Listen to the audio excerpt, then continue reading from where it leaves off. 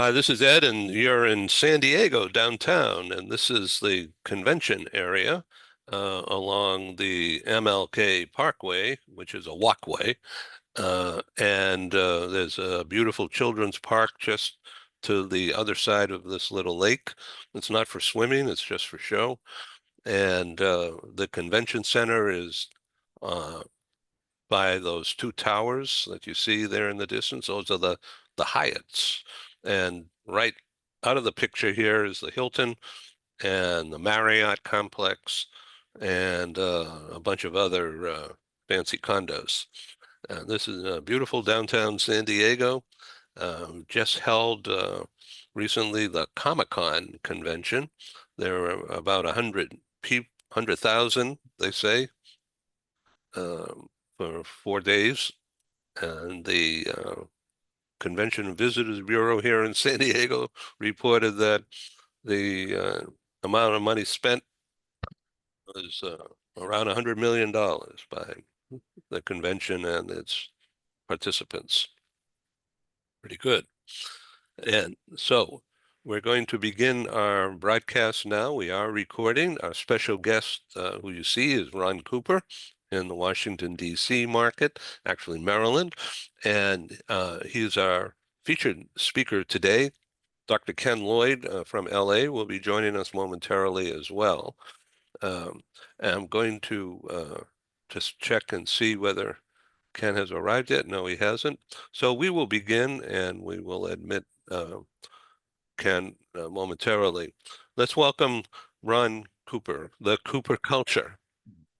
It is great to be back with you, your listeners, and Ken Lloyd when he comes up. But always good to be with you. Yeah, thank you very much. Well, I want to just say to the audience out there who may be just joining us for the first time that you and I have had uh, a contract, if you will, to present you across the weeks and months to come, talking about yourself, and not as a braggart, but as an excellence in management thinking and how you've worked to overcome challenges. We're joined by Dr. Ken Lloyd from LA. Welcome again, Ken. Thank you. Nice to see both of you. Yeah, welcome aboard. I was just explaining this is downtown San Diego by the convention center. The brown building is high-rise condos uh, called the Harbor Club, and those two other towers across the street are the Hyatt hotels. And then further down is a exclusive condo tower, and the developer called it Park Place. You recall the Monopoly game. And um, the guy who built that is still building here in downtown San Diego. At another time, we'll display some of the new construction going on. This past year and a half or so, and to this day and continuing, there's a building boom, redevelopment of city blocks behind me going to the east. The waterfront is already developed, but the blocks behind the waterfront are redeveloping right now at a rapid pace. There's actually billions had been invested into downtown. So the place has cranes, construction equipment, and a lot of construction equipment visible, and traffic is a mess, but it's a good place to be. So we're talking with Dr. Ken Lloyd, who's a well-known uh, organizational psychologist for businesses and author of many books, and formerly wrote a help column for business people that was syndicated by the New York Times. Many issues. Ken, welcome. Thank you very much. Always great to see both of you. Right. So to a theme of one of the themes of today with Ron Cooper is about himself and his life as a 26-year Air Force officer, flight squadron leader, the original, one of the original people in the Top Gun genre. In fact, the word is that the screenplay author of Top Gun used this man's approach and style and others in the Air Force as well as models for the Top Gun Tom Cruise character. Welcome. Welcome, No, Ron. thank you, Ed. I appreciate that. Just so your listeners know, Tom Cruise did not consult me about the Top Gun movie, but as it turns out, there are a lot of similarities between us. And the character you saw Tom Cruise portray, Maverick and Goose and so forth, but no, a lot of that is, in fact, accurate. Obviously, Hollywood play with some other things, but one of the things I do want to emphasize in this part of it, it's my life, but yet what I'm trying to portray with this is words matter and values that I picked up on, and I'm going to talk about an incident that occurred. I guess I was maybe 4 or 5 years into the military, and I'm not going to mention any names. It's not relevant at all. But as a part of our flight training, we were required to, or the goal was to accomplish various events in a 6 month period. And all of that was to remain current, proficient, and the like. As it turns out, the commander of the unit in which I was serving at the time had as his goal, he wanted everyone in his squadron to have completed or at least documented in 4 months rather than the 6 months the training requirements, because it just looked good that under his leadership all of the flight training requirements were accomplished within 4 months and not right up to the last minute. And I had a problem with that. That is that I was a member of a part of a wing, and the Air Force is organized by wings and then squadrons within those wings. I was functioning at the wing headquarters level and was assigned to a squadron. And the squadron commander asked me to document events within the first 4 months. And I commented to him that, well, I haven't accomplished those, but I will by the end of the 6 month training period. And he said, no, Ron, I want for you to document all of your requirements in the first 4 months. And I said, sir, I can't. Now, he was a lieutenant colonel, I was a captain, and so there's that rank structure difference. And I said, sir, that is a lack of integrity for me to say that I accomplished something before I actually did it. And he said, there's no problem with that. You will document these requirements within the 6 month period. I want you to do it within the first 4 months. And even if you haven't yet, you can complete the requirement in the remaining 2 months. I said, sir, I just can't do that. And he said, well, Ron, if you feel that way, I'm going to reassign you to another squadron. Now, as it turns out, those of us who were at the wing level were assigned to a squadron, and this wing had 3 different squadrons. And so, as it turns out, I was reassigned to another squadron. Now, why, as I think back on it, why would I be willing as a captain to tell this lieutenant colonel, no, I cannot violate my integrity to document requirements that would be future requirements, but documented as having been completed right now? And as I think back on it, I can think back to a telephone call. We were, I'm going to guess, I'm maybe 5, 7 years old, and we are at the breakfast table, and a person calls my uncle's house. And I, at the time, of course, did not know who it was. This call came in at, we'll just say 6:30 a.m. or something like that. As I learned later, it was a salesperson who wanted to talk with my uncle about something. The details are not terribly important. My uncle was listening to this person for a few minutes, and then my uncle said, I tell you what, I don't want to see you on my property. If you do happen to come onto my property, make certain you bring a doctor along with you, because that doctor will have to surgically remove my foot from your rear end. And he hung up the phone right at that point. And I thought, oh my, there's enough. Let's say he did not shout. He raised his voice a little bit in volume, but not a lot. But he spoke with a resolve. And I took from that, and I didn't dare ask him who was that, what was that about.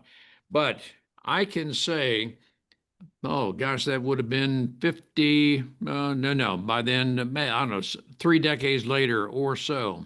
I remembered that, and my uncle was ostensibly saying, you do not deceive me or anybody in my family. We don't deal with that. You tell me straight up what it is you want, but we don't lie to each other. And so, as I think back, what was it that allowed me, or was the foundational principle, to be able to tell this lieutenant colonel, I will not lie about and document future requirements, because I had not yet actually performed those. And I felt very confident in telling him, no, I will not. And I was, in fact, reassigned to another squadron. As it turns out, I didn't tell anyone about it, but it became known amongst a few people. And a few people told me they had learned about it, and they applauded me for doing what I did to have the courage to do that. Ed and Ken, I'm telling you that to say, in the context that words matter. I mentioned early on in other broadcasts that words matter in the context of people saying different things that caused me to be very insecure. But in this context, words matter. What my uncle said and did had profound impact on me. And years later, as I progressed through life, and four men that I've already spoken about had a very positive impact on me, and it manifested itself in this one incident that I stood up to the lieutenant colonel and I said, no, I will not document future requirements, because that violates my integrity, and I said your integrity. I haven't accomplished those items. And he said right then, if you don't do this, I'm going to have you reassigned to another squadron, which it did happen. And but I will tell you, Ken and Ed, that was a moment that even now I think back on. Golly, I don't know, it's 5 decades ago maybe. And again, I have no desire to brag on it. It was a choice I made, but I could not violate what I believe to be the principle of integrity by doing something that was not right. I'll relay one other incident. When I was in Vietnam, the Vietnam War was not prosecuted very well at all. There are a whole lot of things that were not right. But one of the things that we were told, the commanding officer at the time said, do not drop ordnance on targets until and unless they fire at you.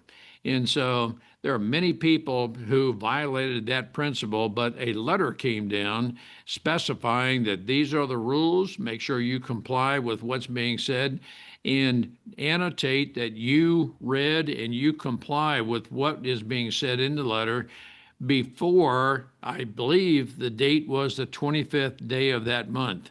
Well, I saw the letter. It came to the squadron maybe a week after the due date. And we were told, a person said, just backdate your signature on this letter, which had to do with integrity. That do as I tell you. And I did not backdate the letter. Again, my integrity said, no, I did not see this letter until the date that I signed it. As it turns out, nothing happened. But I just thought how ironic that people would say, backdate this letter where you're authorized, or you're saying you read about integrity and the like. And so I'm telling you that, Ken and Ed, to say that words matter, that in one case, early on in my life, I was very, very insecure. But then, in the context of that one phone call, my uncle, that no, integrity matters, and stand up to those principles. Even though in this case there was a little bit of a price to pay, but I feel that in the context of that words matter, my uncle was somewhat quiet and reserved, but yet he spoke with a resolve. That resolve of that phone call stayed with me, and it became a guiding principle for me. Somewhat of a long story, but I will tell you that in the context that words matter, what we say with resolve, when it is positive and it reflects a very notable positive, that core value, there are others who will be inspired by that. And I want to encourage our listeners to stand on those core principles. And I think between the three of us, we likely agree with this general principle, but there's some other people that say, well, yeah, this sounds good, but when put to the test, maybe I wouldn't be able to follow through with anything like that. So, Ed and Ken, any thoughts you have? I'm certainly entertain any follow-on thoughts. That's quite a story. So, do you think that in the original context, uh, when your superior officer basically ordered you to do something and you say, no, I'm not going to do it, do you imagine at all, in the context of storytelling here, that you were just being simply tested at that time and you thought that, no, I I'm going to show that I've got backbone and I have principles. And I would think that the U.S. military, the Air Force, would honor that. You know, it's possible, Ed, I was being tested, but the other aspect of this is the commander said, if you don't do as I tell you, I will have you reassigned. And so I thought then that, all right, do whatever you think you have to do, but my guiding principle is I will not violate my core principle of integrity. And so testing, I don't know, but I will say that one or two other people learned of the situation. I was transferred to another squadron. I didn't say anything to anybody about it. That I certainly did not want to put this senior officer in a bad position. I made the decision I did. He made the decision he did. And so we each went on about another day. So I guess that's somewhat of a simplified answer, Ed. Ken? Yeah, absolutely agree that words matter. I like the idea of looking back at some of the behaviors and comments and suggestions and actions that were taken by significant older adults in our life. And as you were talking, it reminded me of what happened last night.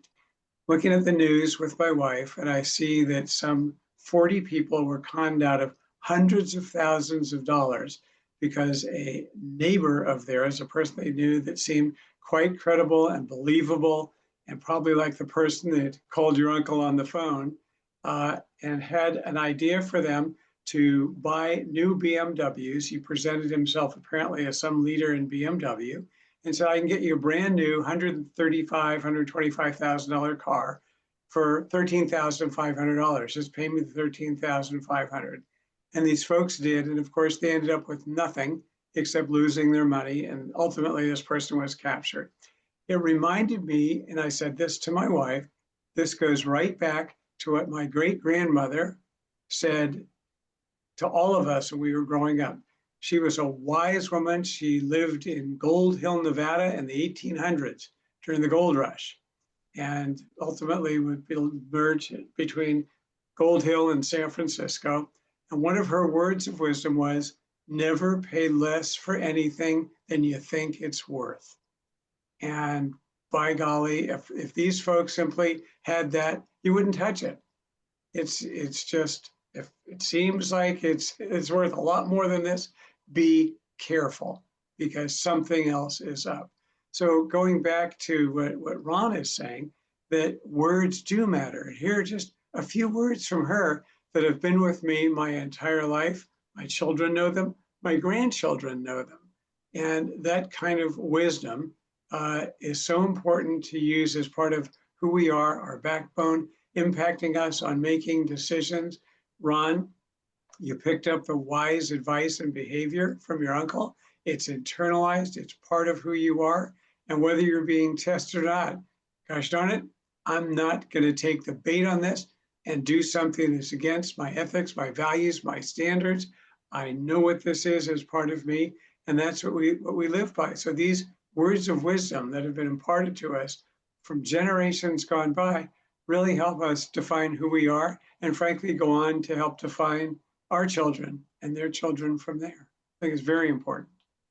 Yeah, and Kim, what you just said is very important, and it's certainly right on target. And for leaders listening, watching, I want to do everything I can to encourage you to have these standards, but then what are you doing to inspire these standards to have your employees, your family, live by these standards? Not just say it's a plaque on the wall and, yep, I believe in it and so forth, but if you were ever put to the test, would you stand up for and possibly pay whatever consequences come from a decision that, no, I will not violate my basic principles?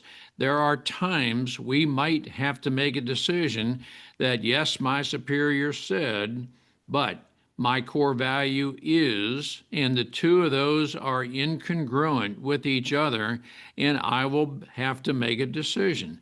And the decision I make might necessarily have cost me to have to find another company or some other consequence like that.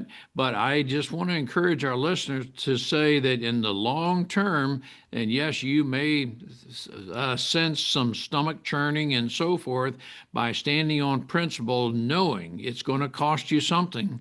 In the long run, I promise you, you will be glad you stood on your core principles and you did not give up, and you move forward on that, and that is a legacy. And another way of saying it, that is a branding statement. You will be known for those type things, and I believe that is the higher good, the higher standard that we should all represent.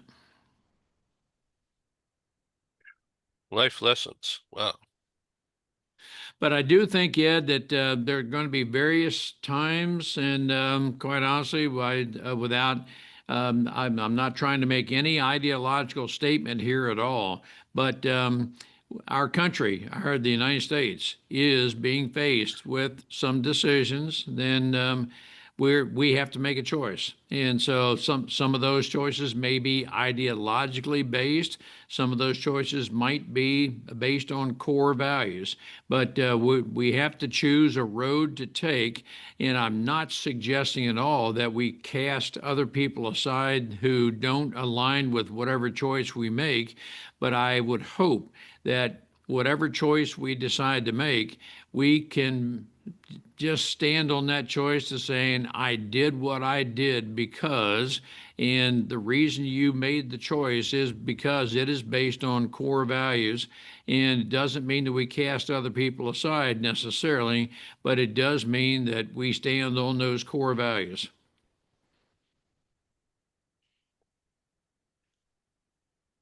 How do you think young people, Gen Z or even younger, will respond to that? Ed, I'm very interested in knowing how they will. It seems some Gen Zs are saying that, yes, I do want to, and I do live by core values, but there's some Gen Zs, my experience is they want a quick solution, and they're not necessarily going to rely on a baby boomer's input. that they tell us that the times are different. Okay, one major difference: artificial intelligence. And we're mentoring a college student right now who got a failing grade because he submitted a paper that did not pass the AI test, and he hoped it would, but he acknowledged that some of that paper was written through artificial intelligence. And so now it's a matter of integrity. So intelligence, I mean, let's say artificial intelligence is one of the factors we're dealing with. Did you in fact write that article, or did someone else do it and you just put your name to it? And so those are some of the maybe recent technology situations we're up against, Ed. But I don't know. I'm very interested in Gen Zs. What are your thoughts about the decision I made and the general concept of core values? Ken?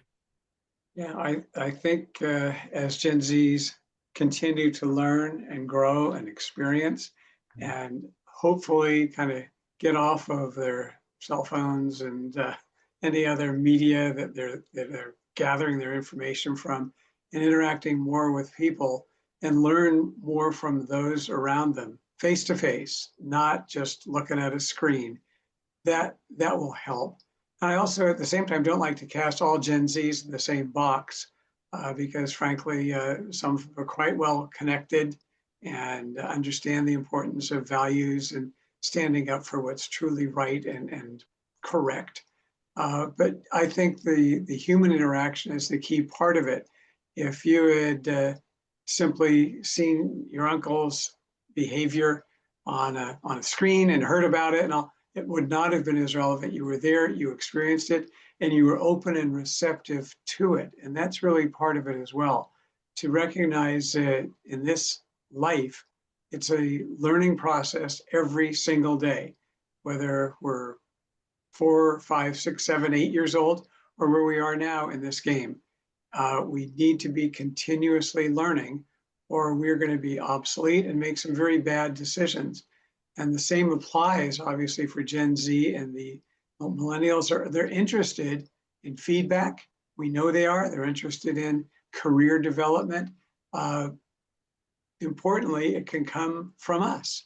And it's not as if, oh, here it's just coming from some boomer, but to hear it, not to say do this or do that, but experience-based, just like the story you told. Stories are far more memorable. They're visual, they're captivating, and they tend to stick with people. If we want the younger folks to understand some of the values we're talking about, instead of just saying, you got to be honest, forthright, upright, fair, legit. Here's a situation, here's something that might interest you. Here's what happened to me when I experienced X. That will stay with them. So the kind of information you're providing today, Ron, is very helpful to all generations. But stories work. And it's an important way to help impart the values that we're talking about. No, I think you're right on, Ken. And for me personally, nothing will replace, there's no screen that will replace your integrity that's in action at the moment. And that is, let's just say I have a Gen Z with me and we're at a store location. And one incident that has occurred is that the cashier mentally determined the amount of change I need rather than having the cash register make the determination.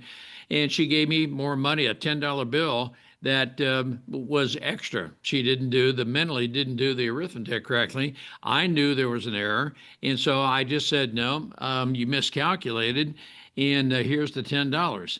And so I could have walked away, and very possibly that cashier wouldn't have known until the end of the day, whatever accounting they go through, that she's $10 or some amount short in whatever the store policy is, whether she would have had to made it up or not. But I knew right then that there was a miscalculation. So it was not a decision, not a difficult decision for me at all. I knew she had made an error. I'm not trying to point out that you made an error, but no, here's the $10. And within a few seconds, everything was corrected and I walked away. But if the Gen Z had been right there with me, they would have seen that in person and they process that however they're going to process it.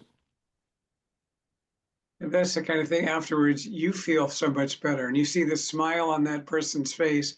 You did something good. And that's so rewarding in life to help someone. You prevented this person. I agree. She might have had to come up with the $10 herself.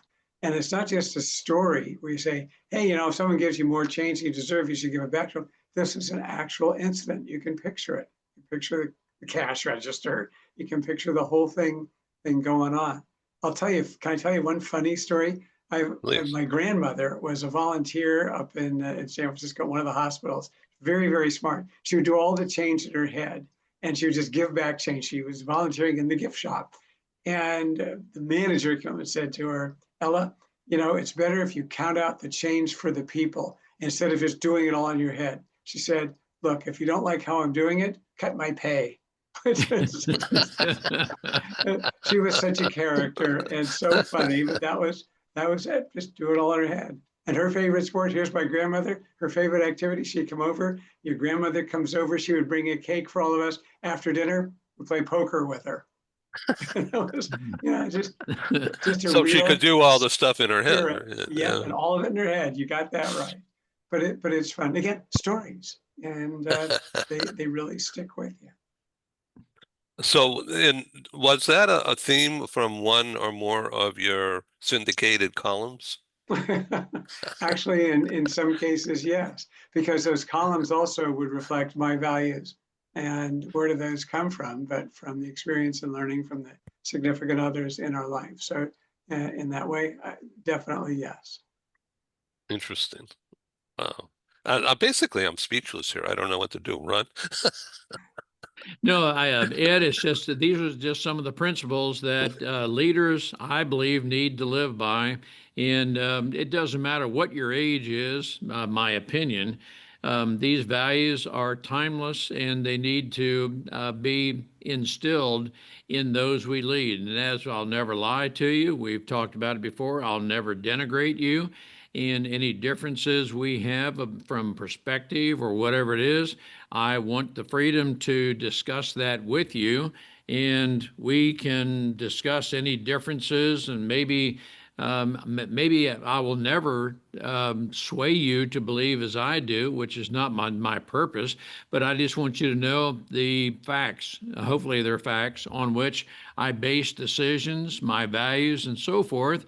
And it's your choice whether you ascribe to those facts and values or not. But what I don't want to do is go off onto some emotional tangent and espouse something strictly because of my emotions. I rather would have them based on facts. And I do know that many people will say, well, your facts are different from my facts and so forth. And so I'm going to try to go right to the source the best I can. And I fully realize some people are going to have opinions based on whatever it is they read. And so we may or may not differ on that. But again, Ed, I've said it before, let's make sure that we're able to go to the table and eat together and not leave as enemies of each other at any time. Well said. Well said. Ken, are you working on a new book? Actually, yes. Why not? Is it chapter 3 of? Well, I keep saying, as long, it's so funny, as long as I'm not working on chapter 11, it's fine with me, so. Yeah, I enjoy it. I enjoy the process, enjoy the writing. So yeah, we'll see what happens. But you never know. If you do this kind of writing, you also have to be prepared for perhaps some negative feedback or rejection, or gee, this is not the right time, the right this, the right that. Okay, that's part of life. And I've got lots of stuff I've written that's sitting in a file cabinet here or somewhere buried in my computer. That's okay.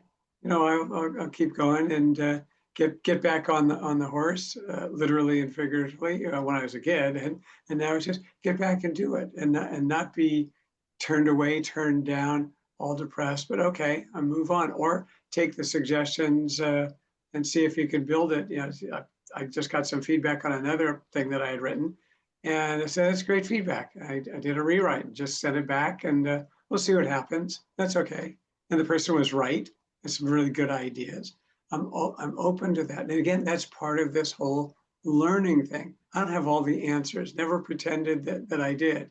And even if I write a column and someone write back, I think your approach on this could also have been or should have been, and I'll see how they write it, how they write their feedback, and then go from there. Again, trying to learn from those around us, learn from what Ron said today for listeners that are and viewers that are watching this. These are opportunities to learn and grow, and we make decisions to think back on them. And then they become kind of embedded in us. Don't even have to think about the uncle's phone call. It's there. It's part of who Ron is. These are his values. A man, a person of integrity, period. And that line's not going to be crossed, no matter what might be in it. Hey, here's a way to make a quick $1 million. Nope, not interested. Not doing it. Ken, let me ask you a question, if I may. You being LA based, with an ear to the ground regarding economic development in Palisades. In other words, rebuilding, and it's a mess, I know, but um, what do you see happening there? Is there progress? And then I also want to ask you if you have any view on the changes going on within Paramount, especially with the merger, and the buyout, and how that's impacting people, because they have announced massive layoffs, and at the same time, they're breathing new life with new money into the company and restructuring things. So they need people. So are those people going to be AI people, or are they going to be real live people? Yeah, well, looking first at the Palisades, from what I read and from what I hear from people, friends who live out there, and what's going on, it's going very slowly. A good number are simply moving out. You certainly see that happening out in Altadena as well, just leaving. There is concern over the way in which the decontamination process has been handled. Some believe that it's not been thorough enough, forgetting about the speed at which it was done, that there are areas and parts around the homes that were not adequately cleaned up. So you've got all this particulate in the air and in the ground. The children are supposed to go out in the backyard and play. It's going very slowly. This is so many years out. It's very disappointing. We have friends who, for example, whose home was not burned down, but every aspect of the house had to be redone because of smoke damage and all the, again, the particulate flowing through everything. That meant the carpets, the furniture, the walls, the heating, the air conditioning, the vents, all of it, the painting. And still outside, it's not in shape. So yeah, it's a slow, it's an arduous and very unpleasant and very sad process. I did see that the kids out there are going to be going for high school at a converted Sears building, Sears Roebuck, which is now being used as a high school. And talk about resilience that these young people have. And you listen to them, you go, wow, take my hat off to you. Their whole lives, community, friendships, family, all disrupted, but by golly, they're getting in there and hunkering down and just very impressed. And they deserve more recognition and thanks and feedback for what they're going through as children to experience this. You think, you hope for some stability during those years. Between COVID and now, the high school is gone, it's burned down. So going to a Sears store for classes, and they're doing it, they're stepping up. So in terms of Paramount, to me, it's kind of a work in progress. I have no idea how that's gonna play out. You read the different things that have gone on, and what they paid in terms of the lawsuit with the president. I think we just have to see how it plays out. Will this be a big AI replacement? We know that's it's on the map and even occurring in Hollywood in terms of all sorts of aspects of the work that's being done. But to me, I'm looking at that really as an observer, and with concern, but I don't want to pass judgment until I see more of what's really going on there. Ron, do you have any feeling on that, on the Paramount situation? I am not well versed in the Paramount situation, but I can say just conceptually, it seems, Ken, a lot of people are going to have to go through a lot of emotional changes because the house burned, the schools burned, and so forth. Just a lot of transformation that will necessarily have to occur. And some people might be forced into making some very difficult decisions, whether they relocate out of the state or just relocate somewhere else within the state, whether they wait for the time. Just a lot of decisions that will have to be made. A lot of people will be impacted, it seems, long term because of this. And so a lot of adjustments will have to be made. And I'm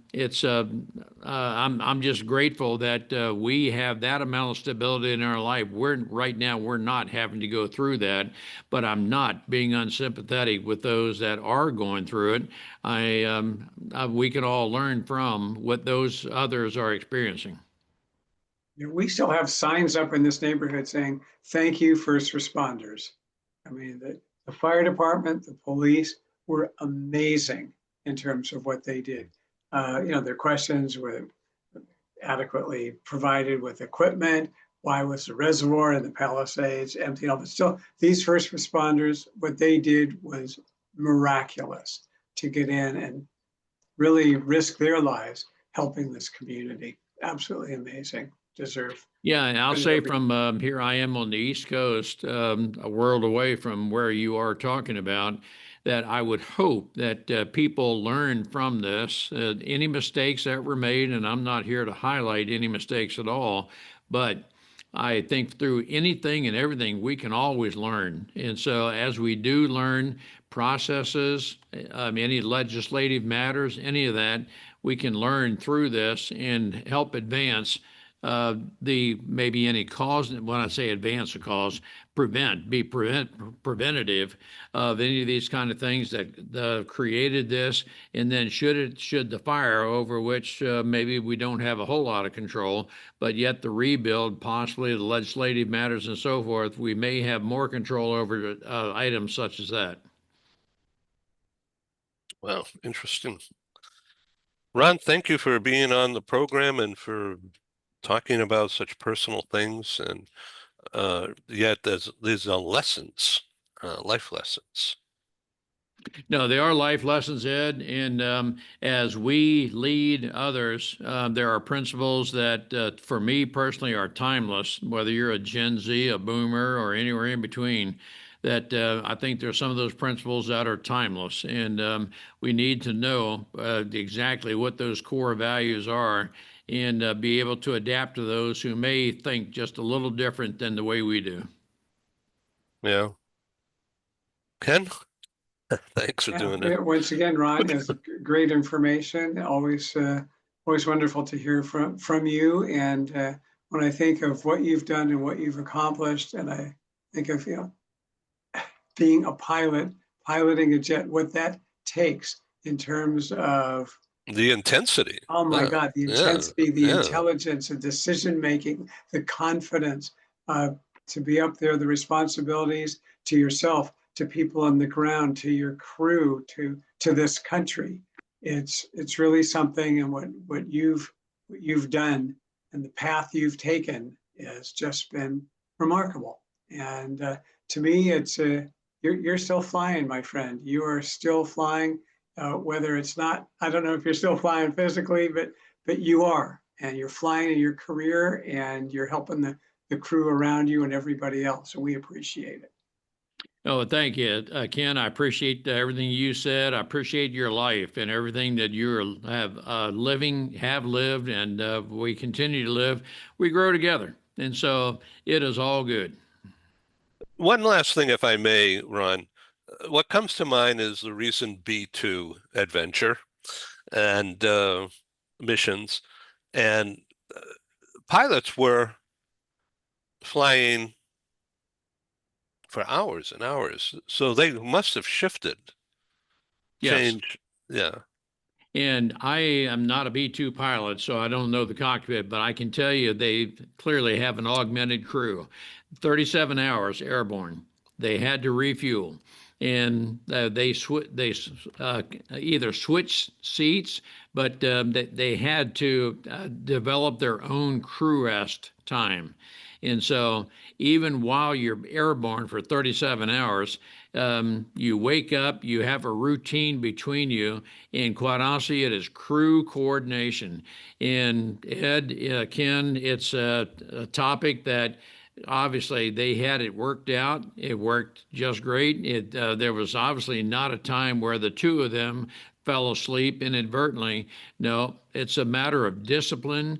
And when it's my turn to fly the airplane, I am fully awake. You now need to do whatever you need to do to get your rest, so that when it's your time to take over, you wake up, you go through whatever stretching, whatever it is you need to go through, and you take over the controls while I take my time to rest, which is going to be, who knows, 8 hours or whatever it is.